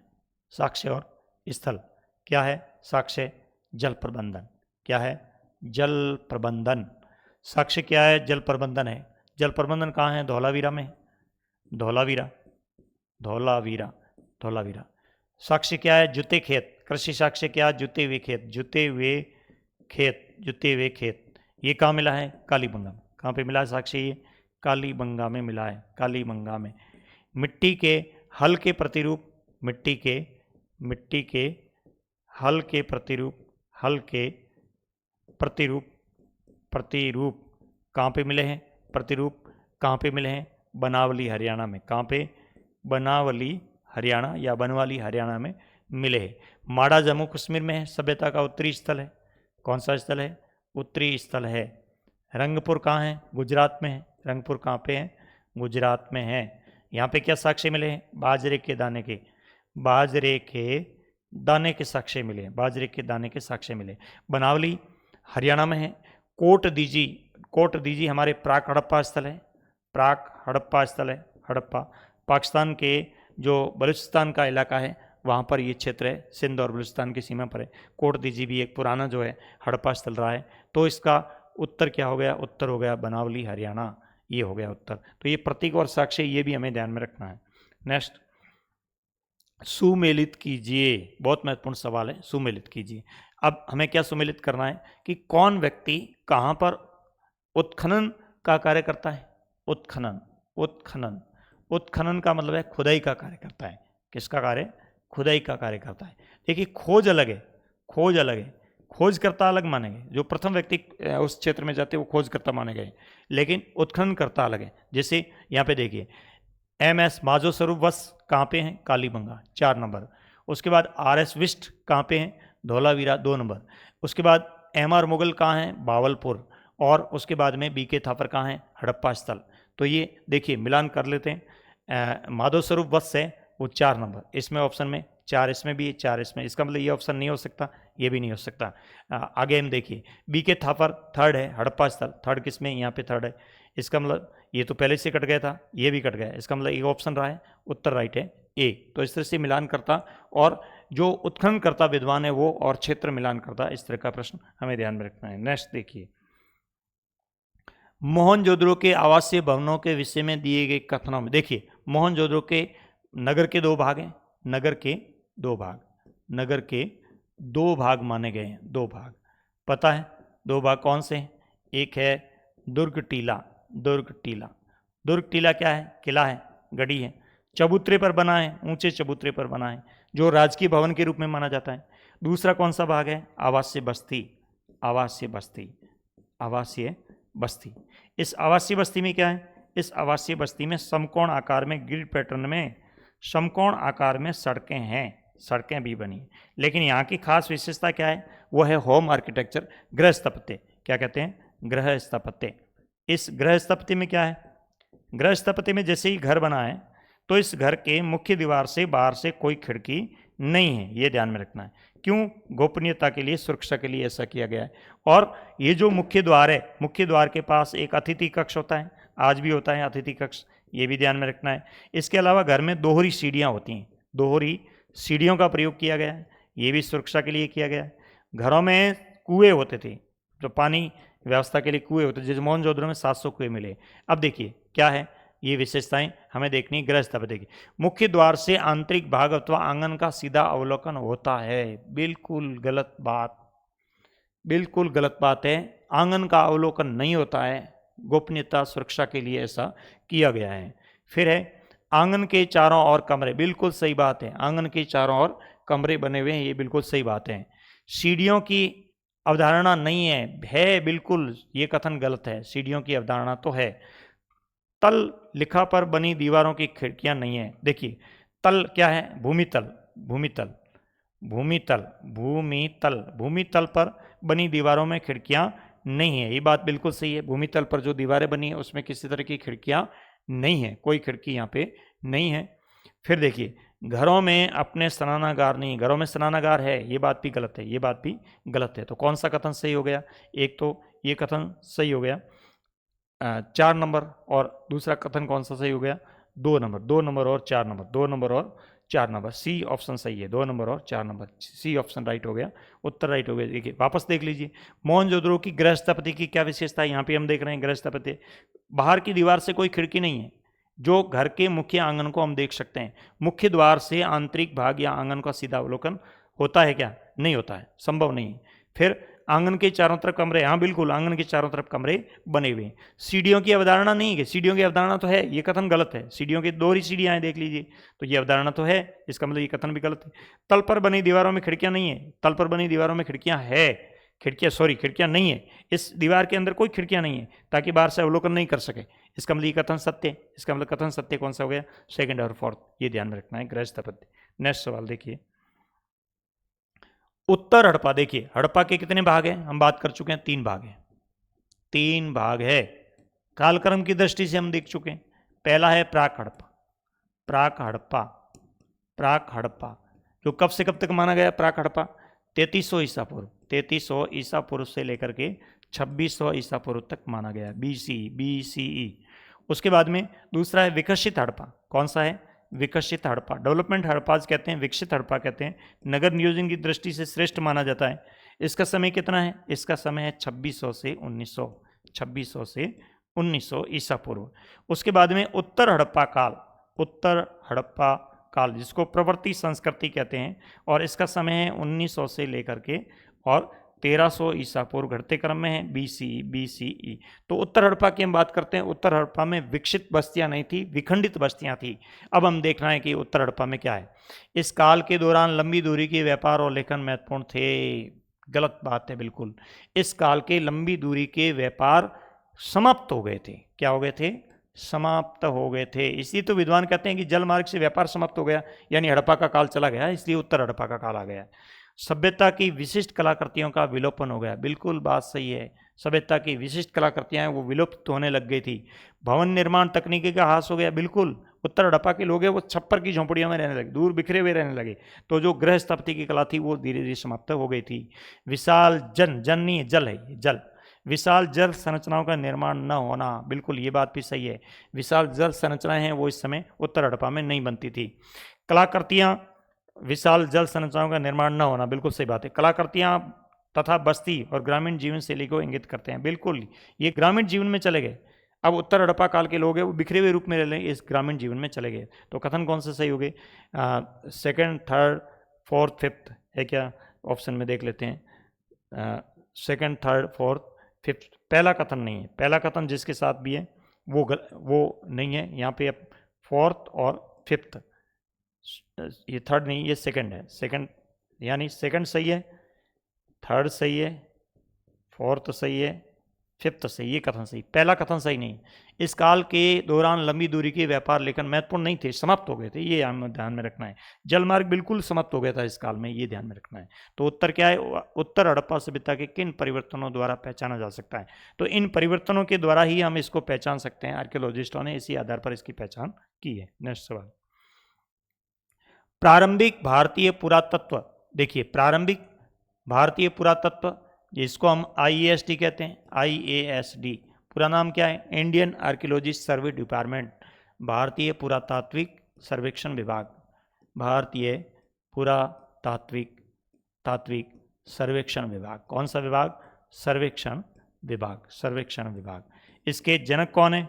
इसके जनक है Alexander Cunningham, Alexander Cunningham, Alexander Cunningham है जो पहले आर्कियोलॉजिस्ट थे, इस सभ्यता पर काम करने वाले थे। अब देखिए कालक्रम देखना है, एक कालक्रम विभाजित किया है, वो कैसे किया देखिए। तो सबसे पहले क्या होता है कालक्रम में? सबसे पहले होता है पाषाण काल। इतिहास के कालक्रम को यदि हम देखते हैं तो सबसे पहले होता है पाषाण काल। पाषाण काल का वर्गीकरण कितने भागों में? पाषाण काल का वर्गीकरण है वो 3 भागों में। कितने भागों में? 3 भागों में है। एक है पूरा पाषाण, एक है मध्य पाषाण, एक है उत्तर पाषाण, उत्तर पाषाण। अब देखिए ये जो पूरा पाषाण काल है इसके 3 भाग है। पूरा पाषाण काल खुद के 3 भाग है। पूरा पाषाण काल के खुद के, एक तो है निम्न पूरा पाषाण काल, निम्न पूरा पाषाण काल, एक है मध्य पूरा पाषाण काल, एक है उच्च पूरा पाषाण काल। पूरा पाषाण काल को हम आर्कियोलॉजिस्ट भाषा में क्या बोलेंगे? इसको हम बोलेंगे पैलियोलिथिक एज। क्या बोलेंगे? Palaeolithic, lithic lithic lithic age के नाम से जानते हैं, एज के नाम से जानते हैं। तो ये lower palaeolithic age, medieval palaeolithic age और अपर पैलियोलिथिक एज इस नाम से जानते हैं। तो पाषाण काल है उसके कितने भाग हैं? 3 भाग है। उसके बाद आता है ताम्रपाषाण, उसके बाद आता है ताम्रपाषाण काल, ताम्रपाषाण काल। और ताम्रपाषाण काल के बाद जो आता है वो आता है आपके सभ्यता का काल, और सभ्यता के काल को हड़प्पा काल कहते हैं। अब देखिए क्रम के हिसाब से उनको स्थापित करना है। सबसे पहले देखिए प्रारंभिक इतिहास, नवपाषाण काल, हड़प्पा काल, महापाषाण काल, ताम्रपाषाण। सबसे पहले आता है नवपाषाण काल। देखिए पाषाण काल के 3 भाग हैं, पूरा पाषाण, मध्य पाषाण, उत्तर पाषाण। उत्तर पाषाण को हम क्या बोलते हैं? नवपाषाण बोलते हैं। उत्तर पाषाण को हम किस नाम से बोलते हैं? नवपाषाण। तो इस कालक्रम में पहला स्थान किसका है? पहला स्थान है ये थर्ड। थर्ड कहाँ है? इसमें देख लीजिए, ये थर्ड पहला है, ठीक है। उसके बाद है ताम्रकाल। नवपाषाण काल के बाद आता है ताम्रकाल, तो ये नवपाषाण काल के बाद आया ताम्रकाल। ताम्रकाल देख लीजिए फर्स्ट। उसके बाद आता है आपके हड़प्पा काल, सभ्यता का काल आता है हड़प्पा काल। हड़प्पा काल के बाद वैदिक काल आया, वैदिक काल। वैदिक काल जब आया तो वैदिक काल के पैरेलल यानी समकक्ष उत्तर भारत में वैदिक काल था, जैसे ये देखिए दक्षिण भारत और उत्तर भारत। उत्तर भारत में वैदिक काल था, यहाँ पे लोहे का प्रयोग करते थे, लोह धातु का प्रयोग करते थे।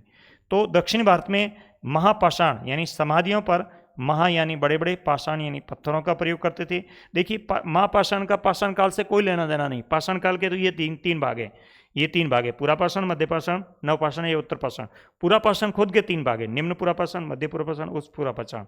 और उसके बाद में आता है ताम्रपाषाण काल, बाद में आती है हड़प्पा सभ्यता, उसके बाद में आता है वैदिक काल। वैदिक काल उत्तर भारत में होता है और उसके बाद दक्षिण भारत में महापाषाण काल होता है। वैदिक काल के बाद महाजनपद काल आता है और महाजनपद काल में ही प्रारंभिक इतिहास की शुरुआत होती है, यानी 600 ईसा पूर्व में, 600 ईसा पूर्व में प्रारंभिक इतिहास की शुरुआत होती है, यानी बाद का काल है। अब देख लीजिए ये बाद का काल कौन सा? सेकंड वाला, ये सेकंड लास्ट में, यानी ये बाद का काल है। उसके बाद उससे पहले महापाषाण काल है, उसके पहले हड़प्पा है, हड़प्पा से पहले ताम्रपाषाण है, ताम्रपाषाण से पहले नवपाषाण है। ऑप्शन सी राइट है। आपकी जो बुक्स है उस बुक्स में लास्ट में जो कालक्रम दे रखा है उसमें ये डायग्राम बना के बताया हुआ है, और यहाँ से सवाल पूछा भी है। सीयूटी में 2 बार सवाल पूछा है और बोर्ड में भी इससे सवाल पूछ सकते हैं, तो थोड़ा आपको किताब खोल करके ये कालक्रम वहां से ढंग से देख लेना है। नेक्स्ट सवाल, हड़प्पा बस्तियों के संदर्भ में निम्न में से कौन सा कथन सही है? देखिए हड़प्पा की जो बस्तियां हैं उसके बारे में हम देख रहे हैं। बस्ती 2 भागों में विभाजित है, बिल्कुल बस्ती 2 भागों में विभाजित है। पहला छोटा और निचला भाग है जिसको हम क्या बोलते हैं? आवासीय बस्ती। क्या बोलते हैं? आवासीय बस्ती। दूसरा कौन सा भाग है? दूसरा बड़ा और ऊंचा जिसको हम दुर्ग टीला कहते हैं, चबूतरे पर है दुर्ग टीला। तो प्रत्येक नगर के अंदर बस्ती के कितने भाग हैं? 2 भागों में विभाजित किया गया है। दुर्ग टीले से घिरा है, जिसका अर्थ है कि भौतिक स्वरूप में निचले शहर से पृथक किया गया है। ये बात बिल्कुल देखिए, जैसे ये है, ये शहर है, ये शहर है। इस शहर में क्या है? ये सड़कें हैं, सड़कें जो है वो समकोण आकार में काटती हैं, ग्रिड पैटर्न, इसको ग्रिड पैटर्न नाम दिया जाएगा, ये ग्रिड पैटर्न नाम दिया गया। ये तो है आवासीय भूमि जो समतल मैदान में। फिर क्या है, फिर एक ईंटों का बहुत बड़ा चबूतरा बनाया गया, और चबूतरा बना करके और उसके ऊपर दुर्ग बनाया गया, दुर्ग टीला बनाया गया। ऐसा क्यों किया गया? क्या इन दोनों को पृथक करने के लिए? बिल्कुल, ये राजकीय केंद्र के रूप में माना जाता था। फिर इसके चारों तरफ रक्षा प्राचीर, कहीं कहीं चारों तरफ है, कहीं कहीं इनके अलग अलग तरीके से रक्षा प्राचीर बनाई गई हैं। तो यहाँ पे देखिए, दुर्ग दीवार से गिरा था, बिल्कुल सही बात है, दुर्ग है वो दीवार से गिरा था, जिसका अर्थ है भौतिक स्वरूप में ये निचले भाग से इसको अलग किया गया था। ये बात भी सही है, ये बात भी सही है, ये बात भी सही है। केवल मानक अनुपात में पक्की हुई ईंटें बस्ती में प्रयुक्त होती थी, ऐसा कोई निश्चित नहीं है, लेकिन एक मानक बना दिया था ईंटों का, वो है 4:2:1। ये अधिकतर ईंटें काम में ली गई थी। हड़प्पा बस्तियों के भवनों हेतु बड़े पैमाने पर श्रमिकों को एकत्र करने की आवश्यकता थी, ये बात भी बिल्कुल सही है। बहुत सारे श्रमिक जो है राजा के, ऐसा कहते हैं कि राजा के द्वारा, राजपुरोहित के द्वारा इकट्ठे किए, तभी जाकर के ये बड़े बड़े चबूतरे बनते थे, बिना श्रम संगठन शक्ति के नहीं बनते थे। पहले बस्ती की योजना बनी, फिर निर्माण, बिल्कुल इसको कहते हैं नगर नियोजन। नगर नियोजन, आज के शहरों में यही तो समस्या है, शहर बसते जाते हैं लेकिन कोई नियोजन नहीं होता है, बाद में जाके निकासी की बहुत बड़ी समस्या आती है, जल बहाव की समस्या आती है। अब एक बार एक घटना में जयपुर की होती है कि जयपुर में क्या होता है कि जयपुर में जो पानी की जो निकासी है वो पहले नहीं की जाती है, और ना पीने के पानी की व्यवस्था की, क्योंकि जयपुर में क्या समर यानी बोरिंग करते हैं हर घर में, जैसे एक प्लॉट है उसमें बोरिंग की, चारों तरफ बोरिंग हो गई, जैसे ही चारों तरफ वही बीच वाला अपने आप बंद हो गया, ऐसे करके धीरे धीरे पूरे जयपुर में पानी है वो खत्म हो गया। जब पानी खत्म होगा तो नगर नियोजन को कहा गया, भाई जयपुर नगर नियोजन को कहा कि आप जल की व्यवस्था कीजिए, इसके लिए पाइपलाइन डाल दी। अब पाइपलाइन डाले कहाँ, जगह नहीं है, मकान नहीं तोड़ सकते, तो जयपुर में बीच में एक गंदा नाला जाता था जिसका नाम है अहिंसा नाला, आज भी चलता है, बहुत बड़ा नाला है, उसके साइड में जगह पड़ी थी, तो सरकार ने क्या किया, उसके साइड में एक बड़ी बड़ी पाइपलाइन डाल दी गई, पूरे क्षेत्र में एक बड़ी पाइपलाइन डाल दी गई, और वहां से पीने के पानी। फिर धीरे धीरे क्या हुआ, धीरे धीरे उसने गंदे पानी ने क्या किया, उस पाइप को खाना शुरू कर दिया, और छोटे छोटे सुराग हो गए और गंदा पानी उस पानी में मिल गया। लोगों ने जाके शिकायत की, साहब महीने भर से खट्टा आ रहा है, खट्टा क्या आ रहा है, वो रिवर सीवर दोनों एक हो गए थे। तो ये समस्या आती है, अगर नगर नियोजन सही तरीके से हम नहीं करते हैं तो इस तरह की समस्या देखने को मिलती है। तो यहाँ पे क्या था, प्लानिंग पहले बनती थी कि नाली कहाँ होगी, सड़क कहाँ होगी, घर कहाँ बनेंगे, उसके बाद नगर बसता था, इसलिए हम नगर नियोजन कहते हैं, हड़प्पा को नगर नियोजन के नाम से जानते हैं। तो बिल्कुल ये बात भी सही है।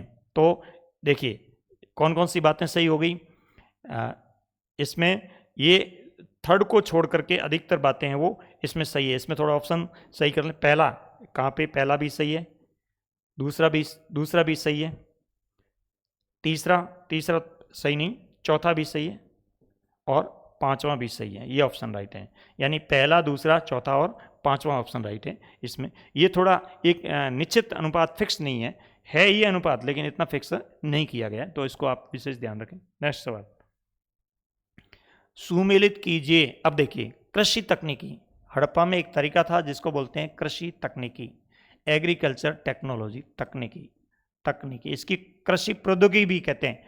और ये साक्ष्य कहाँ मिले, कालीबंगा में। कहाँ पे, कालीबंगा में क्या मिला, जुते हुए खेत के साक्ष्य मिले, जुते हुए, कई बार बोर्ड ने पूछा है, जुते हुए खेत के साक्ष्य। देखिए एक बार क्या हुआ, एक बच्चे के, जो होशियार स्टूडेंट है, उसके 100 में 100 नंबर आने थे, बाकायदा उसको विश्वास था कि मेरे 100 में 100 आएंगे, और उसने पेपर दिया और उसने कहा कि सर मेरे 100 में 100 आए नहीं। तो मैंने कहा भाई कॉपी मंगवाओ, तो बच्चे ने कॉपी वापस मंगवाई, तो ये उत्तर राइट किया हुआ था, लेकिन इसको काटा हुआ था, 1 नंबर काटा हुआ था। क्यों काटा हुआ था, क्योंकि इसने मात्रा है वो छोटी कर दी। अब ये जुते हुए खेत को जूता बना दी, खेत को जूता बना, नंबर कौन देगा। तो थोड़ा ऐसे मात्रात्मक गलतियां हैं, उसका हमें विशेष ध्यान रखना है कि कालीबंगा में जुते हुए खेत के साक्ष्य मिले हैं, तो ये विशेष ध्यान में रखना। अब जुते हुए खेत के साक्ष्य कैसे मिले हैं, एक खेत में एक साथ में एक ऋतु में 2 फसलें बोई जाती हैं, इसको आड़ी त्रिशी कृषि भी कहते हैं। ये चौकड़ी बनती है, चौकड़ी को ग्रिड कहा जाता है, इसको ग्रिड पैटर्न की कृषि कहते हैं, ग्रिड पैटर्न माने पद्धति, ग्रिड पैटर्न की कृषि भी कहा जाता है, इसको आड़ी त्रिशी कृषि भी कहा जाता है। आड़ी त्रिशी कई परीक्षाओं में पूछा है, जीके वाली परीक्षाओं में पूछा है कि आड़ी त्रिशी कृषि के साक्ष्य कहाँ मिले, कालीबंगा में मिले, तो ये ध्यान। अब देखिए फिर क्या है, फिर है नहरी सिंचाई के साक्ष्य कहाँ मिले हैं, नहरी सिंचाई के साक्ष्य सौरतुगई अफगानिस्तान में मिले। अफगानिस्तान में एक स्थान है सौरतुगई, सौरतुगई, वहाँ पे नहरी सिंचाई के साक्ष्य मिले। मिट्टी के हल और बैल, मिट्टी के हल और बैल, जैसा कि आपकी किताब में फोटो दिया हुआ है, ये बनावली हरियाणा में मिले। कहाँ पे मिले? बनावली हरियाणा में। आपकी किताब में एक फोटो और भी दिया हुआ है, जलाशय श्रेष्ठ जल प्रबंधन, श्रेष्ठ जल प्रबंधन, जल प्रबंधन, ये कहाँ मिला है? ये धौलावीरा में। कहाँ पे? धौलावीरा में। देखिए आपसे सवाल पूछ सकते हैं, कृषि साक्ष्यों का उल्लेख कीजिए, तो आपको ये सारे कृषि साक्ष्य बताने हैं। अब देखिए मिलान कर लीजिए। मिट्टी के हल के प्रतिरूप कहाँ मिले? मिट्टी के हल के प्रतिरूप कहाँ मिले? देखिए पाकिस्तान का रेगिस्तान है चौलिस्तान, यहाँ पर भी मिट्टी के हल के प्रतिरूप मिले। अब देखिए जुत्ते हुए खेत के साक्ष्य कहाँ मिले? कालीबंगा में, नंबर 1 कालीबंगा में जुत्ते हुए खेत के साक्ष्य। नहरों के साक्ष्य कहाँ मिले? सौरतुगई अफगानिस्तान में। जल प्रबंधन के साक्ष्य कहाँ मिले? धौलावीरा में मिले हैं। मिट्टी के हल्के प्रतिरूप चौलिस्तान में। पाकिस्तान के रेगिस्तान का नाम चौलिस्तान है, जो अपने थार के मरुस्थल से लगता हुआ पाकिस्तान का रेगिस्तान है, उसका नाम चौलिस्तान है। यहाँ पर भी मिट्टी के हल्के प्रतिरूप मिले। एक बनावली भारत में, बनावली हरियाणा में मिले, ये विशेष रूप से ध्यान में रखना। अब देख लीजिए मिट्टी के हल्के प्रतिरूप चौलिस्तान, 4 नंबर कहाँ है? 4 इसमें भी, 4 इसमें भी, इसका मतलब ये 2 ऑप्शन चले गए। जुत्ते हुए खेत के साक्ष्य कहाँ मिले? जुत्ते हुए खेत के साक्ष्य कालीबंगा, फर्स्ट इसमें है, इसमें फर्स्ट है नहीं, थर्ड है, इसका मतलब हमारा ऑप्शन राइट ए हो गया। आगे देखिए नेक्स्ट सवाल, ये भी मिलान करने वाला सवाल है। रॉ मटेरियल, कच्ची सामग्री, रॉ मटेरियल जिसको अपन कच्ची सामग्री कहते हैं, कच्ची सामग्री, इसको हम क्या बोलते हैं? कच्ची सामग्री, कच्ची सामग्री, कच्ची सामग्री बोलते हैं। कच्ची सामग्री के नाम से हम जानते हैं इसको, कच्ची सामग्री, कच्ची सामग्री, कच्ची सामग्री जिसको हम रॉ मटेरियल कहते हैं। यानी हड़प्पा सभ्यता में चनूद्र, जैसा कि मैंने आपको बताया कि मन के बनाने चलो, 2 स्थल है, एक चनूद्रो है, एक लोथल है। चन्हूदड़ो और दूसरा है लोथल है, लोथल गुजरात में, चंदुद्रो है सिंध प्रांत में, लोथल गुजरात। यहाँ पे क्या है? यहाँ मन के बनाने के कारखाने थे, मन के गहनों के रूप में तरल और ठोस विधि से बनते थे। इसके लिए रॉ मटेरियल चाहिए था, कच्ची सामग्री चाहिए थी। अब कहाँ कहाँ से कच्ची सामग्री आ रही है ये हमें देखना है। देखिए ये लिखा हुआ सैल खड़ी, सैल खड़ी एक पत्थर है, मुलायम पत्थर है सैल खड़ी, अधिकतर मुहरे सैल खड़ी की बनी है।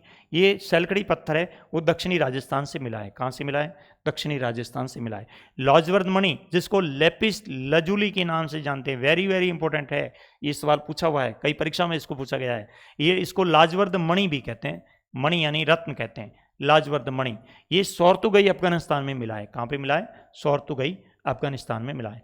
कॉर्नेलियन, कॉर्नेलियन कहाँ मिला है? लोथल गुजरात में। कॉर्नेलियन कहाँ मिला है? लोथल गुजरात में।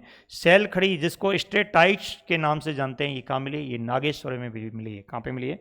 नागेश्वर में मिली है। अब मिलान कर लीजिए, सैल खड़ी कहाँ मिला है? दक्षिण राजस्थान। थर्ड ऑप्शन किसमें? पहला, थर्ड नहीं है इसमें। देखिए ये दे रखा सैल खड़ी, इसको फोर्थ, सॉरी सैल खड़ी ये भी दे रखा नागेश्वर सेकंड, ये सेकंड ऑप्शन, इसमें भी सेकंड, इसमें से देख लीजिए सेकंड, ठीक है। फिर है लाजवर्द लेपूजी, ये कहाँ मिला है? फर्स्ट किसमें? इसमें फर्स्ट है। उसके बाद कॉर्नेलियन कहाँ मिला है? फोर्थ, ये फोर्थ है। ऑप्शन राइट कौन सा हो गया? ऑप्शन राइट बी हो गया। तो आगे देखिए नेक्स्ट सवाल,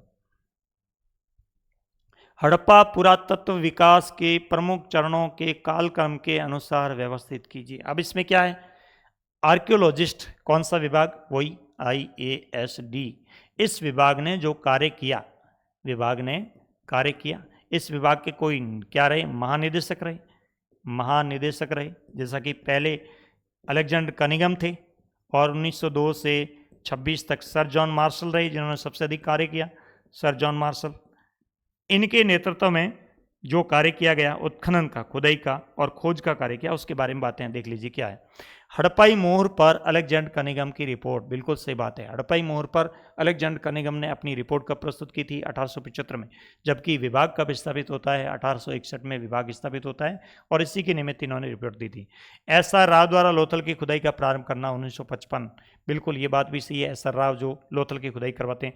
दयाराम साहनी द्वारा हड़प्पा में खुदाई का प्रारंभ 1920-21, बिल्कुल दयाराम साहनी जो है वो इस क्षेत्र में कार्य करते हैं। राय बहादुर दयाराम साहनी ने 1921 में किसको खोजा है? हड़प्पा को ही खोजा है। किसको? हड़प्पा को खोजा है, हड़प्पा को खोजा है। किस स्थल को? हड़प्पा को। रावी नदी के तट पर हड़प्पा स्थल पहला खोजा गया स्थल है, इसलिए इसका नाम भी हड़प्पा ही है। बसंत सिंधे द्वारा राखीगढ़ी आनुवंशिक अनुसंधान प्रारंभ किया। ये बात भी बिल्कुल सही है, ये बात भी बिल्कुल सही है। ये बता चुका हूँ मैं पहले कि बाहर से जो दल आए अध्ययन करने में, उनमें बसंत सिंधे का नाम आता है, जो एक यहाँ पे काम करते हैं। इससे पहले राखीगढ़ी में अमरेंद्रनाथ ये खुदाई का काम करते हैं और खोजकर्ता भी माने जाते हैं, खोजकर्ता भी माने जाते हैं। तो बाद में यहाँ पे आनुवंशिक खोज करते हैं, वो कौन करते हैं? बसंत सिंधे करते हैं। इसका मतलब सारे ऑप्शन सही है। तो सारे ऑप्शन वाला हमें देखना है, फर्स्ट, सेकंड, थर्ड, फोर्थ, ये सारे ऑप्शन इसमें सही है। ये देखिए नेक्स्ट सवाल, हड़प्पाई स्थल खालिस्तान के नहरों के अवशेष पाए गए हैं। नहरों के अवशेष कहाँ गए? अफगानिस्तान के सौरतुगई में नहरों के अवशेष पाए गए। बनावली हरियाणा में क्या है? मिट्टी के हल और बैल, मिट्टी के हल और बैल के साक्ष्य मिले हैं। हड़प्पा स्थल है, हड़प्पा पहला स्थल है, इसका पहला स्थल है, खोजा गया पहला स्थल है स्थल। मोहनजोदड़ो दूसरा स्थल है, खोजा गया दूसरा स्थल है। जो किसने खोजा था? ये पहला स्थल जो खोजकर्ता कौन है? दयाराम साहनी, दयाराम साहनी है, ये ध्यान में रखना। दूसरे कौन से हैं? दूसरे राखलदास बनर्जी है, राखलदास आर.डी. बनर्जी, राखलदास बनर्जी, राखलदास बनर्जी के नाम से जानते हैं। तो बड़ा नगर नियोजन की दृष्टि से बड़ा कौन सा है? मोहनजोदड़ो बड़ा नगर है, बड़ा नगर, ये भी ध्यान रखना। श्रेष्ठ नगर भी माना जाता है, यही इसका उदाहरण दिया जाता है नगर नियोजन में। नेक्स्ट सवाल, निम्न में से कौन सा कथन सही है? अब पूरी हड़प्पा सभ्यता आ गई, अब लास्ट में विश्लेषण आ गया। जब हमने पार्ट पूरा कर लिया है तो विश्लेषण आ गया हड़प्पा सभ्यता का। अब देखिए कौन सी बातें सही है। हड़प्पा मुहूर हड़प्पा सभ्यता की सबसे विशिष्ट पुरावस्तु है, बिल्कुल सत्य बात है। आपकी किताब के पहले पेज में लिखा हुआ है कि हड़प्पा सभ्यता के जितने भी पुरातात्विक स्रोत है उसमें सर्वाधिक महत्वपूर्ण स्रोत क्या है? वो है हड़प्पाई मुहरें। क्या है? हड़प्पाई मुहरें, हड़प्पाई मुहरें, जो अधिकतर किसकी बनी है? सैल खड़ी पत्थर की बनी है। किसकी? सैल खड़ी की बनी है, ये बात सही। हड़प्पा मुहरों पर बने चित्र ने उन लोगों को एक अर्थ दिया जिसे पढ़ने में असमर्थ थे। बिल्कुल, हड़प्पा सभ्यता के लोग अनपढ़ थे, लेकिन मुहरों पर जो जानवरों की आकृति बनती थी उस आकृति से वो पहचान करते थे कि इसमें क्या। जैसे मान लीजिए एक राजा है, इसने एक मुहर भेजी और उस पर बाघ का चित्र बना के भेज दिया, तो सामने वाला समझ गया राजा आक्रामक है। और अगर राजा ने उस पर हरिण का चित्र भेजा, इसका मतलब राजा दया की भीख मांग रहा है, दयालुता प्रकट कर रहा है। तो इससे चित्रों के माध्यम से भावनाएं व्यक्त की जाती थी और इसी से लोग अर्थ लगाते थे, ये बात भी सत्य है। उसके बाद देखिए, हड़प्पाई मुहरों पर संस्कृत लिपि है। बिल्कुल गलत बात है, हड़प्पाई मुहरों पर संस्कृत लिपि नहीं है। संस्कृत लिपि तो ब्रह्मी लिपि का रूप है, ब्रह्मी लिपि का रूप है। ब्रह्मी लिपि भारत की सबसे प्राचीन लिपि मानी जाती है, ब्रह्मी लिपि, जिसको जेम्स प्रिंसेप ने पढ़ा था। किसने पढ़ा था? जेम्स प्रिंसेप ने। आगे हम बात करेंगे कि जेम्स प्रिंसेप इसको किस तरह से पढ़ते हैं। और पहली बार एक शब्द पढ़ते हैं, पियदस्सी, पियदस्सी, पियदस्सी। ये पियदस्सी कौन है? सम्राट अशोक है, मौर्य सम्राट अशोक है, जिनको प्रियदर्शी यानी मनोरमुख आकृति वाला राजा कहा गया। तो हम आगे पढ़ेंगे इसको। तो ब्रह्मी लिपि संस्कृत से मिलती जुलती है, हड़प्पा की कोई निश्चित लिपि नहीं है, इसीलिए तो हड़प्पा को आज तक हम नहीं पढ़ पाए। तो ये बात गलत है। हड़प्पा की मुहरों पर पाली और प्राकृत के लेख खुदे हैं। बिल्कुल कोई बात नहीं है, यहाँ पाली प्राकृत कोई लेना देना नहीं है। पाली प्राकृत तो कब है? 6वीं 7वीं शताब्दी से लेकर के 4वीं शताब्दी के बीच में पाली और प्राकृत हैं। कुछ हड़प्पा मुहरों पर दाएं और ज़्यादा जगह छोड़ दी गई है। बिल्कुल ये बात सही है। जैसे ये एक मुहर है, तो इसके मुहर के ये इस वाला इलाका धीरे धीरे कम हो गया है और ये इलाका ज़्यादा है। इसका मतलब ये दाईं ओर लिखना प्रारंभ करते थे, दाईं ओर लिखना प्रारंभ करते थे। दाईं, इसको याद रखने का तरीका है, ये D2B लिखते थे, D2B, दाएं से बाएं लिखते थे, इसलिए यहाँ पे जगह ज़्यादा छोड़ते थे। तो कुछ हड़प्पा मुहरों पर दाएं ओर से ज़्यादा जगह छोड़ करके लिपि को लिखा गया, जबकि बाएं ओर से संकुचित प्रतीक छोड़े गए। बिल्कुल ये बात भी सही है। अब देखिए सही कौन सा है? फर्स्ट है, सेकंड है, फर्स्ट है, सेकंड है, और कौन सा है? फिफ्थ है। सी ऑप्शन राइट है, यानी बाकी वाले गलत हैं। नेक्स्ट सवाल, सिंधु घाटी सभ्यता की खोज सर्वप्रथम किस पुरा स्थल से हुई है? पुरा स्थल, पुराना सिंधु घाटी सभ्यता का पहला स्थल खोजा गया कौन सा है? हड़प्पा है। कौन सा है? हड़प्पा है। कब खोजा है? 1921 में। किसके द्वारा? राय बहादुर दयाराम साहनी के द्वारा। कई बार हम पीछे इसकी बात कर चुके हैं, तो ध्यान में रखना है। राखीगढ़ी कहाँ है? राखीगढ़ी हरियाणा में है, हरियाणा में। ये सबसे बड़ा क्षेत्र है, बड़ा क्षेत्र है। ये दुर्ग रहित है, ध्यान रखना, दुर्ग रहित क्षेत्र। इसको हम किसी सीमा में नहीं मान सकते, इसलिए सबसे बड़ा माना है। सबसे बड़ा यदि कोई क्षेत्र है, सबसे बड़ा क्षेत्र है तो वो कौन सा है? राखी गढ़ी है। हुलास कहाँ है? हुलास पंजाब के अंदर है। पंजाब के अंदर है। पंजाब, एक तो पंजाब के अंदर चक 84 है, चक 84 ये भी है, ये भी है। रोपड़ भी है, रोपड़। और उसके बाद हुलास का क्षेत्र भी है, हुलास का क्षेत्र। सिनोली एक क्षेत्र है हरियाणा के अंदर, नया है हरियाणा के अंदर, ये नया क्षेत्र है जो आपकी किताब में नहीं है, इस उदाहरण के रूप में दिया है। तो पहला आपको ध्यान में रखना है हड़प्पा स्थल। आगे देखिए,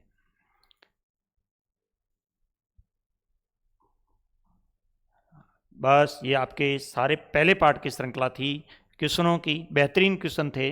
अब इन क्वेश्चनों के बारे में आप पढ़ें, सुनें, समझें, आपको बहुत बड़ी ऑब्जेक्टिव क्वेश्चनों में हेल्प मिलेगी। जो सीयूटी की तैयारी कर रहे हैं वो विद्यार्थी भी ध्यान रखें, सीयूटी की तैयारी करने वाले, ये सवाल आपके लिए भी महत्वपूर्ण है। अन्य भर्तियों की जो भी तैयारी कर रहे हैं उनके लिए भी सवाल महत्वपूर्ण है, क्योंकि ये सवाल सारे मैंने एक एक पेज देख करके खुद ने स्वयं ने बनाए हैं। और आपकी कोई राय भी है तो आप अपने विचार जो है ग्रुप में आप दे सकते हैं। धन्यवाद, थैंक यू।